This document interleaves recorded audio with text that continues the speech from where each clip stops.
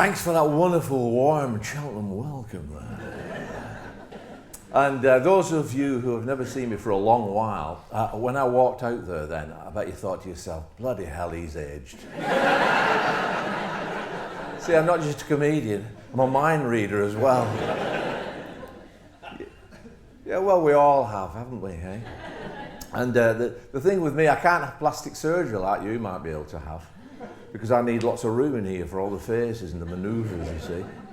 And besides, I'm not too sure whether I want plastic surgery. You see these makeover programs on telly. These women, they've had about 50 facelifts, usually American. What the hell do they look like? They're going on. I think my surgeon's done a great job. I paid him extra. And people who have known me all my life say it's taken 30 years off of me. Well, it's been real nice talking to you. Bye.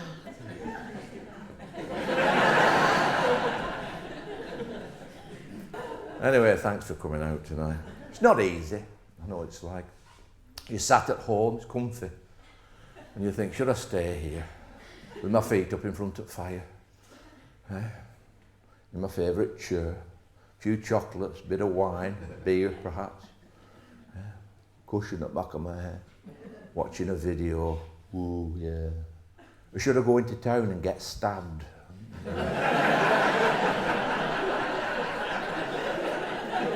So thanks for coming out, yeah. But the society we're living in now has changed from when I used to know it. We call it a dumbed-down society, and a broken Britain and all those terms they've given it. I don't know whether you believe that or not, whether we're dumbed down. But it all starts with the language, I think. People aren't pronouncing the T's in the middle of sentences. I don't know whether you noticed that. People say stuff like, oh, I got a better bit of butter. No T's anymore. Yeah. You know what I call it? The lost consonant of Atlantis. Yeah. And strange linguistic habits, we all have them as well. And it spreads like wildfire. There's one I bet a lot of you do it. And I've caught myself doing it a couple of times. And stopped myself. That's going up at the end of sentences. Yeah? You know, somebody says something to you and they go up at the end? A long time ago it was only when they were asking a question. But now it's every single thing they say. There's only one way to treat these people. When they talk to you and go up at the end, you talk to them and go down at the end. And when they eventually say, I have reason to believe you're taking the piss, you say, funny you should say that, I was thinking exactly the same about you.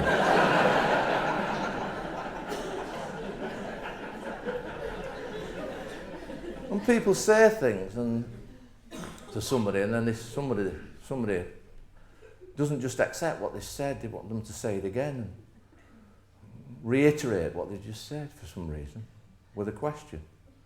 You say to someone, went on my holidays to Spain last week, and they say, did you? You just told them. They're not satisfied with that, they want you to tell them again. Went on my holidays to Spain last week, did you? And like fools, we go, yeah, I did. Don't do this. No, play them at their own game. I went on my holidays to Spain last week. Did you? No, I didn't. You just said you did. Did I?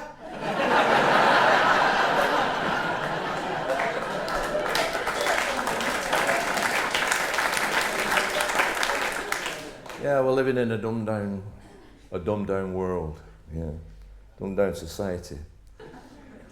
And when these guys who won the war and lost their comrades and everything, got the medals on, you've seen them, when they watch television and these CCTVs, girls with their knickers round their ankles and projectile vomiting and ambulance and police all over the place, town centres, they must think to themselves, why the hell did I bother? And Winston Churchill, what would he say if he could speak from beyond the grave? Eh, Winston?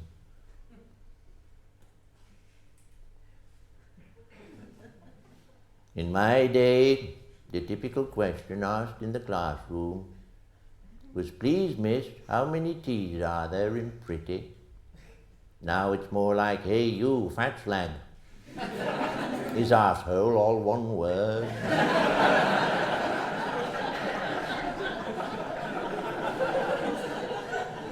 Ask any member of the younger generation who Adolf Hitler was, and they'll probably tell you that he was Britain's wartime Prime Minister.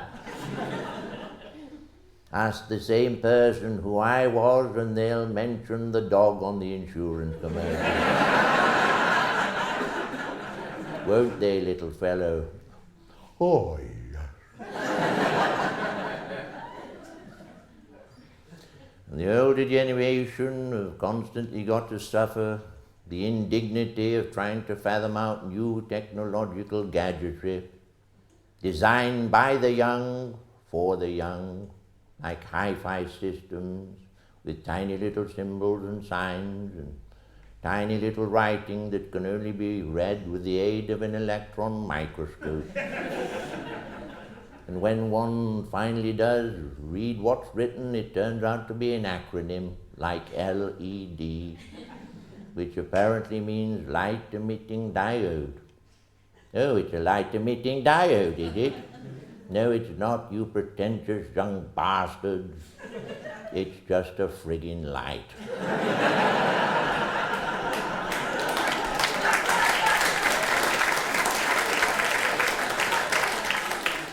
Give me a big knob any day that I can twiddle to my heart's content, and an on-off switch so prominent that I can operate if I so wish with my elbow, clearly marked on and off, especially off.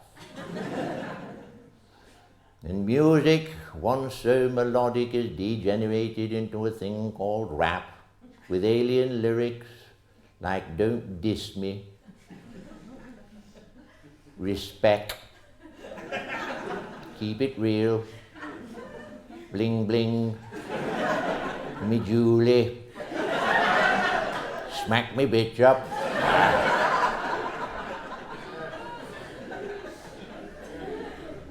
And the older generation are totally at odds as to why that Vic Reeves and his friend are funny. And so it is my solemn duty to declare that the older generation and the younger generation are now at war. And we'll fight them in the Kentucky Fried Chicken houses. We'll fight them in Burger King and McDonald's. And we'll fight them in the cyber cafes and the amusement arcades and in the darkest recesses of shopping malls where CCTV can't quite reach. And we will fight them on the slippery pavements outside Irish pubs. And we will never surrender to this happy-slapping, chlamydia-infested, pot-noodle-chomping bunch of button-pressing couch potato morons that calls itself youth. Steady now.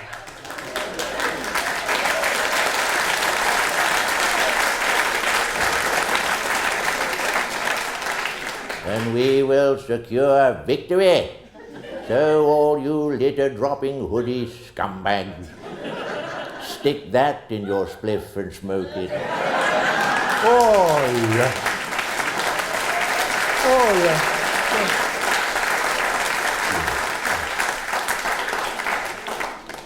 But I do a couple of impressions here and there, but strictly speaking, I'm not an impressionist, I'm a faceologist. I study people's faces. It's a science, faceology. Been doing it for years. I'll do some of the faces for you that have given me real pleasure over the years in trying to emulate. Bill Clinton. He's got an unusual face. He's coming. Why?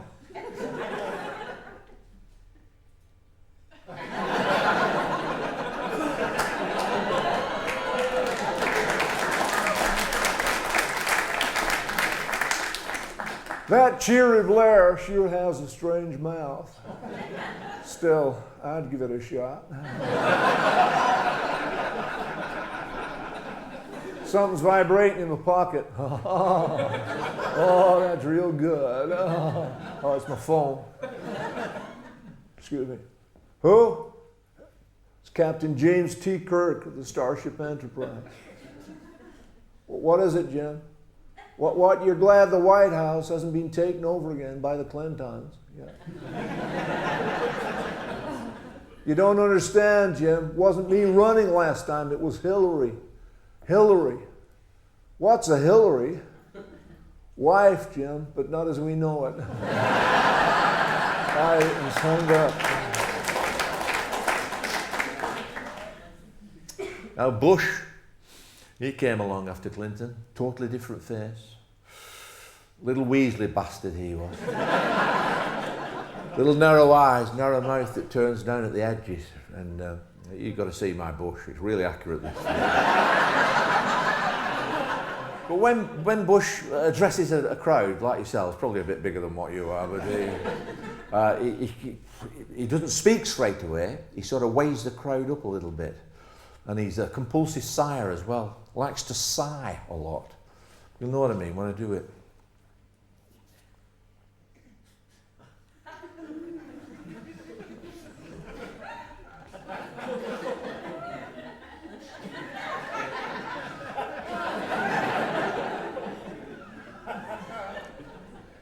Let the enemies of freedom not misunderestimate the resolve of the American people in this war on terror. This speech is not scripted. Every word is pure spontaneity.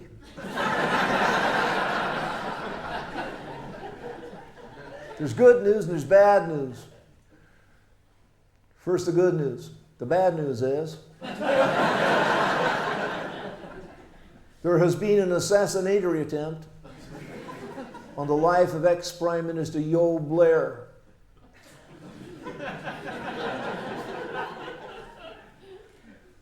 Who is now a Middle East envoyeur. Doesn't like to get involved, prefers to watch.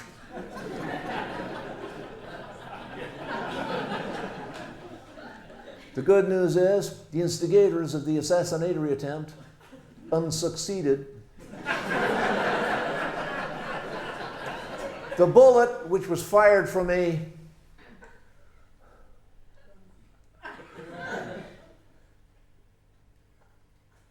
Kalashnikov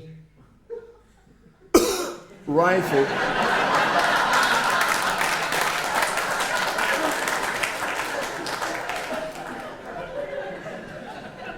would have torn through Tony's poor sick heart had he not carried in his breast pocket his trusty copy of the good book, a personal gift from Her Majesty the Pope.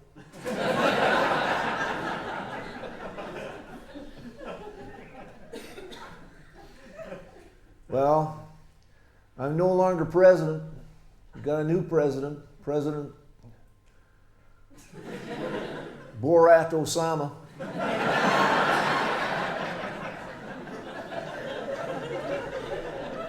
After serving 2 terms in the office, the Oval Office, in the White House, I can honestly say being President of the United States is the best hobby a man can have. I wish him luck. He's going to need it. With Saddam Hussein gone, we're going to have to concentrate our efforts in capturing Al-Qaeda. Won't be easy. Nobody knows what Al looks like.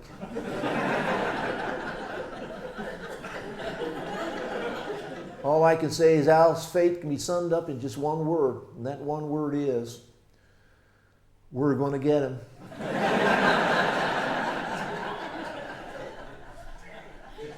God bless the symbol of our great nation, Mickey Mouse. Have you been following that talent show, Britain's Got Talent?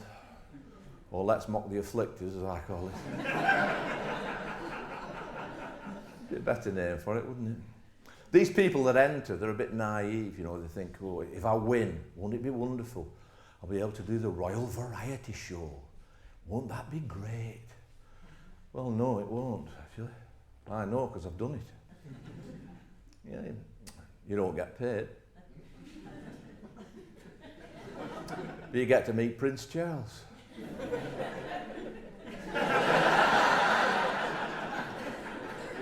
Give me the money any day.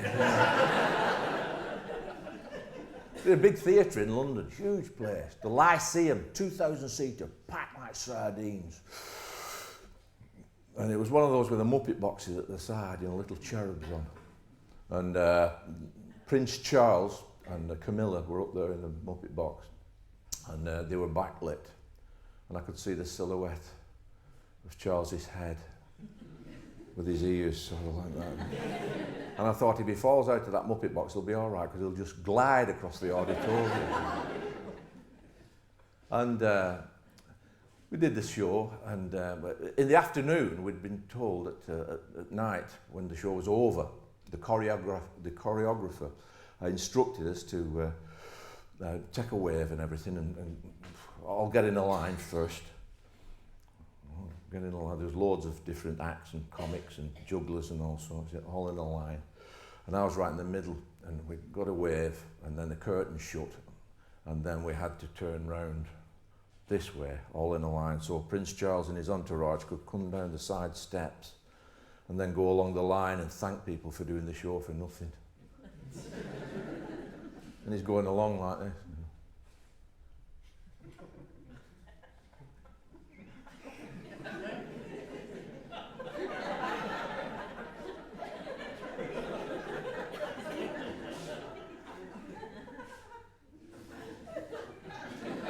Camilla was right behind him,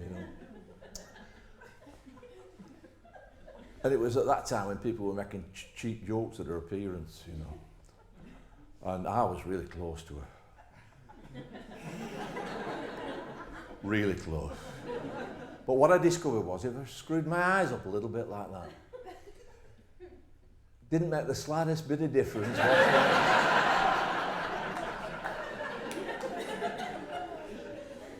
And Prince Charles eventually got to me, and I was in the middle here, and he came up to me and he went, "Ooh, Mr. Cool, I suppose you must spend a great deal of time looking in the mirror." I said, "Oh, I'm sorry, I thought that's what I was doing now." And he went,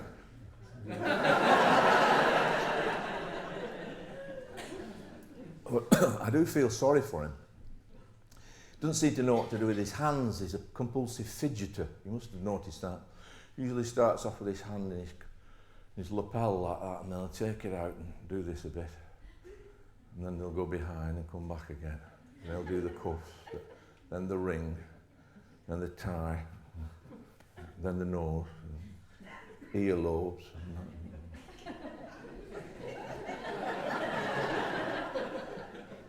What I do, a taping, then playing back fast forward.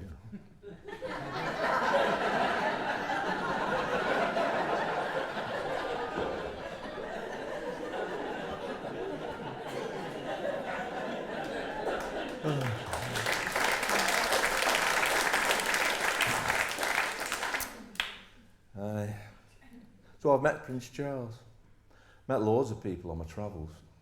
I'll tell you about some of them, because you've not asked me, you see. Some people do, and it gets my goat a bit. That irritates me when people say stupid things like, "Have you ever met anyone that you do?" And I become really sarcastic. "Oh yeah, I met Popeye once." You didn't? Yeah, I met him in a dark alleyway in New York. He was stood there in the shadows going,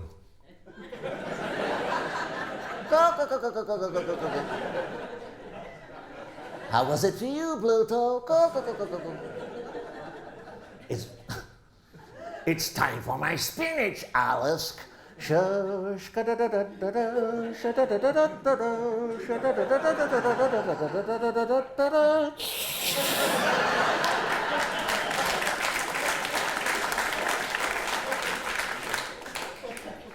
And then there was Gordon Brown, remember him?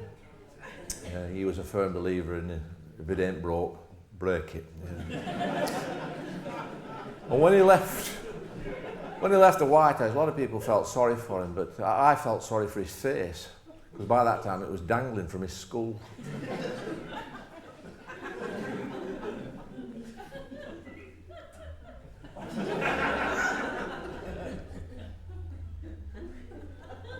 We always spoke with his hands like that.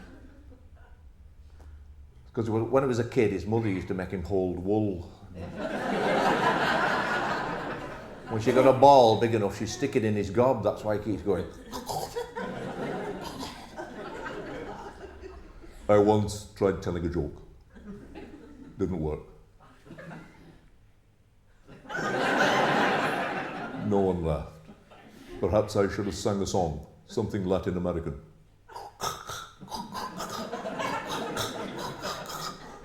Where's your hard-earned money gone? Quango, quango, quango, quango. Tony Blair, he's interesting facially. He's got two.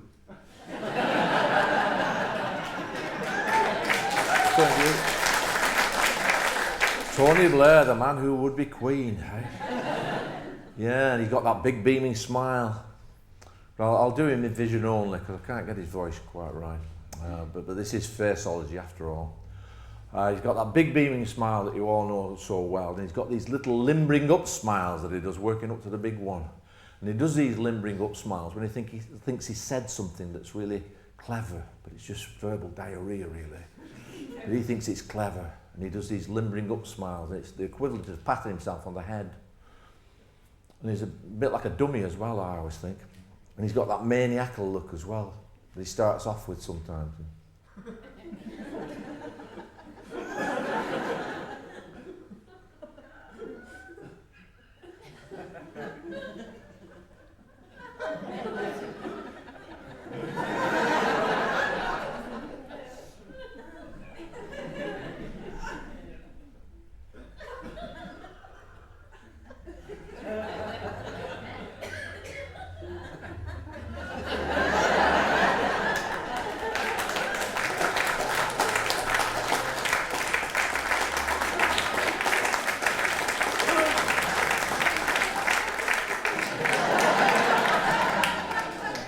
But I've been fooling around for quite a while now. I'll just change the mood here a little bit. Dazzle you with my guitar playing. Let's have a go at Jonathan Ross. Eh? Somebody should. We've watched him all those years on Friday night on that programme. 4 puffs and a piano, 5 guests, 1 prick and an audience.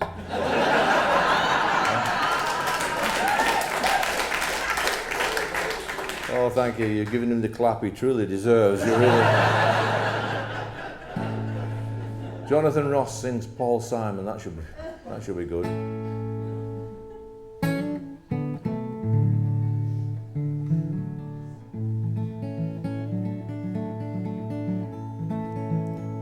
I'm sitting on the railway station, got a ticket for my destination. Oh, oh, oh.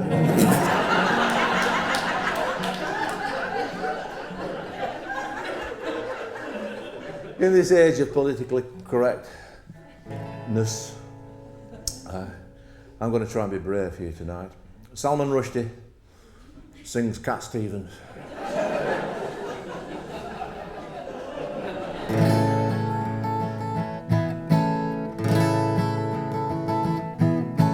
I'm being followed by a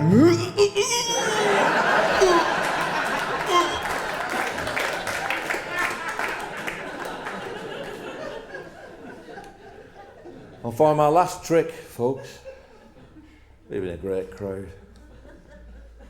Oh, look at that. Ooh. Yeah, my wife will be on the plane now. She's taking 1/2 inch off kitchen door. Yeah.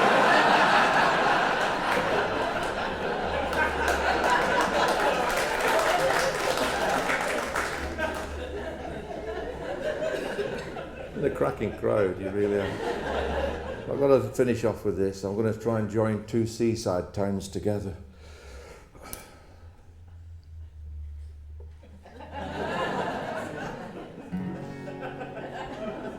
Oric Morecambe sings Oric Clacton.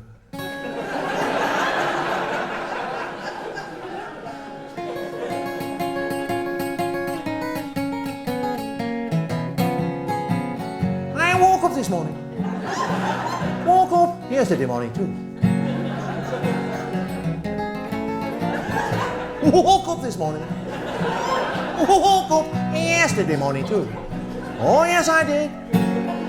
And if I wake up tomorrow, that'll be 3 in a row.